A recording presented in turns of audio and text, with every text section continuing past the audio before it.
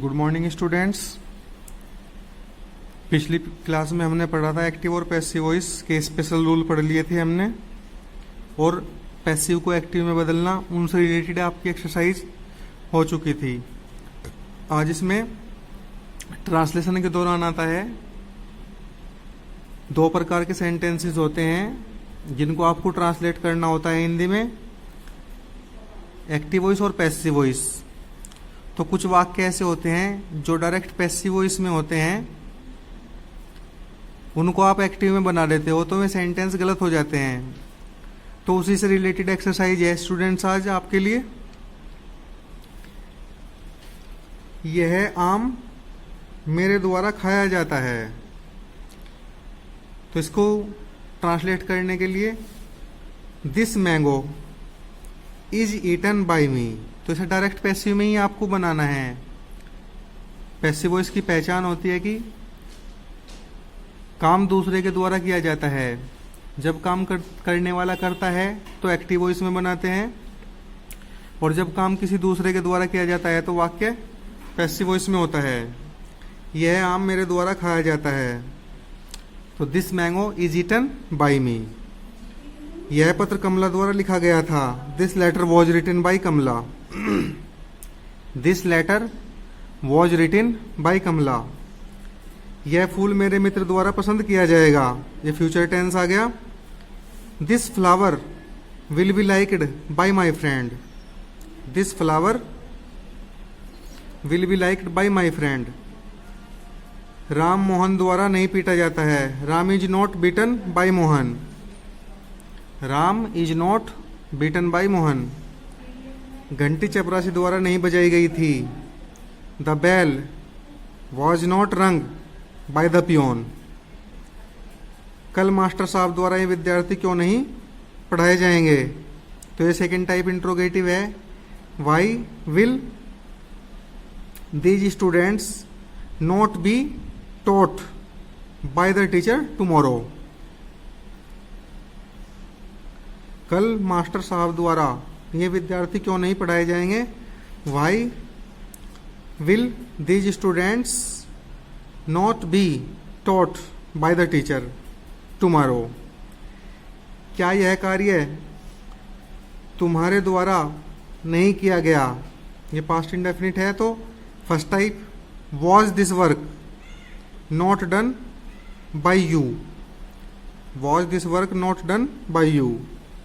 क्या यह कमरा इन लड़कों द्वारा साफ नहीं किया गया। Was this room not cleaned by these boys. इस धोबी द्वारा ये कपड़े क्यों नहीं धोए जाते हैं। Why are these clothes not washed by this washerman. तुम्हारे द्वारा आज निबंध क्यों नहीं लिखा जाता है। Why is the essay not written by you today. Why is this essay not written by you.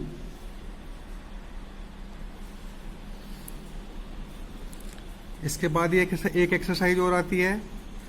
तुम्हारे द्वारा एक पत्र लिखा जा रहा था। A letter was being written by you.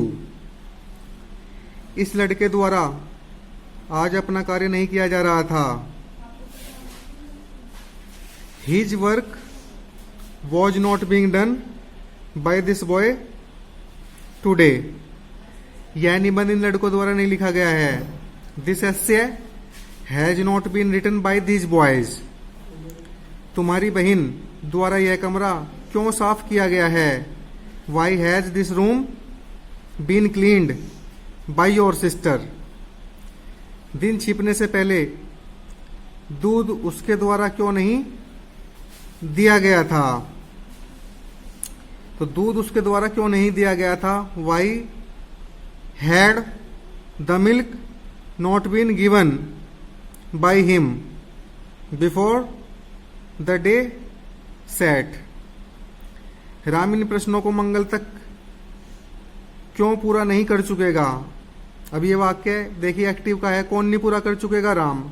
Ram इसमें सब्जेक्ट दे दिया इन्होंने सेंटेंस में, तो ये वाक्य एक्टिव वॉइस का दे दिया इन्होंने पैसिव वॉइस में, तो इसे एक्टिव में ही आपको बनाना है। फ्यूचर परफेक्ट का ये सेंटेंस है, why will Ram not have completed these sums by Tuesday। मंगल तक के लिए बाय ट्यूसडे आ जाएगा। यह कार्य इन लड़कों द्वारा क्यों पूरा नहीं हो चुकेगा?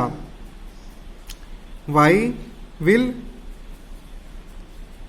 This work not have been completed by these boys.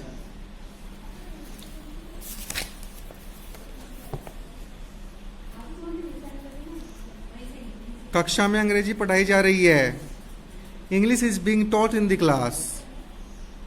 Ramdeen को प्रधानाचार्य कार्यालय में बुलाया गया है। Ramdeen has been called in principal's office.